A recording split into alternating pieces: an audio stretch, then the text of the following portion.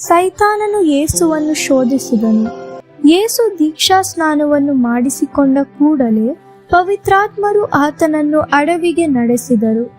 ಯೇಸು 40 ದಿನ ಹಗಲಿರುಳು ಅಲ್ಲಿದ್ದರು.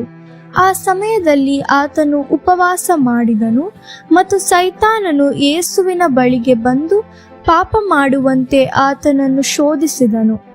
ಮೊದಲಿಗೆ ಸೈತಾನನು ಯೇಸುವಿಗೆ, ನೀನು ದೇವರ ಮಗನಾಗಿದ್ದರೆ ಈ ಕಲ್ಲುಗಳನ್ನು ರೊಟ್ಟಿಯಾಗುವಂತೆ ಮಾಡಿ ನಿನ್ನ ಹಸಿವೆಯನ್ನು ನೀಗಿಸಿಕೊ ಎಂದು ಹೇಳಿದನು. ಆದರೆ ಯೇಸು ಸೈತಾನನಿಗೆ, ಜನರು ರೊಟ್ಟಿಯಿಂದ ಮಾತ್ರ ಬದುಕುವುದಿಲ್ಲ, ಆದರೆ ಅವರಿಗೆ ಬದುಕಲು ದೇವರು ಹೇಳುವಂತ ಎಲ್ಲವೂ ಅಗತ್ಯವಿದೆ ಎಂದು ದೇವರ ವಾಕ್ಯದಲ್ಲಿ ಬರೆಯಲ್ಪಟ್ಟಿದೆ ಎಂದು ಹೇಳಿದನು. ಆಗ ಸೈತಾನನು ಯೇಸುವನ್ನು ದೇವಾಲಯದ ಗೋಪುರಕ್ಕೆ ಕರೆದುಕೊಂಡು ಹೋದನು. ಅವನು ಯೇಸುವಿಗೆ, ನೀನು ದೇವರ ಮಗನಾಗಿದ್ದರೆ ಇಲ್ಲಿಂದ ಕೆಳಕ್ಕೆ ಧುಮುಕು. ದೇವರು ನಿನ್ನ ವಿಷಯವಾಗಿ ತನ್ನ ದೂತರಿಗೆ ಅಪ್ಪಣೆ ಕೊಡುವನು. ನಿನ್ನ ಕಾಲು ಕಲ್ಲಿಗೆ ತಗಲದಂತೆ ಅವರು ನಿನ್ನನ್ನು ಕೈಗಳಲ್ಲಿ ಎತ್ತಿಕೊಳ್ಳುವರು ಎಂಬುದಾಗಿ ಬರೆದಿದೆಯಲ್ಲ ಎಂದು ಹೇಳಿದನು.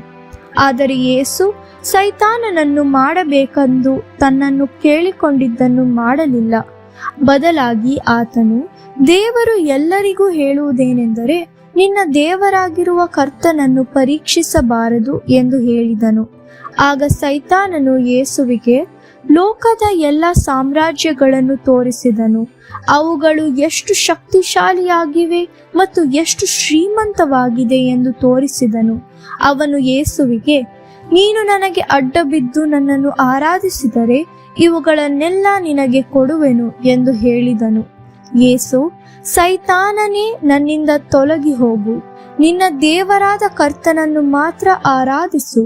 ಆತನನ್ನು ಮಾತ್ರವೇ ದೇವರೆಂದು ಗೌರವಿಸಬೇಕೆಂದು ದೇವರು ತನ್ನ ಜನರಿಗೆ ಆಜ್ಞಾಪಿಸಿದ್ದಾರೆ ಎಂದು ಉತ್ತರಿಸಿದನು. ಯೇಸು ಸೈತಾನನ ಶೋಧನೆಗೆ ಒಳಗಾಗಲಿಲ್ಲ. ಆದ್ದರಿಂದ ಸೈತಾನನು ಆತನನ್ನು ಬಿಟ್ಟು ಹೊರಟು ಹೋದನು. ಆಗ ದೇವದೂತರು ಬಂದು ಯೇಸುವಿಗೆ ಉಪಚಾರ ಮಾಡಿದರು.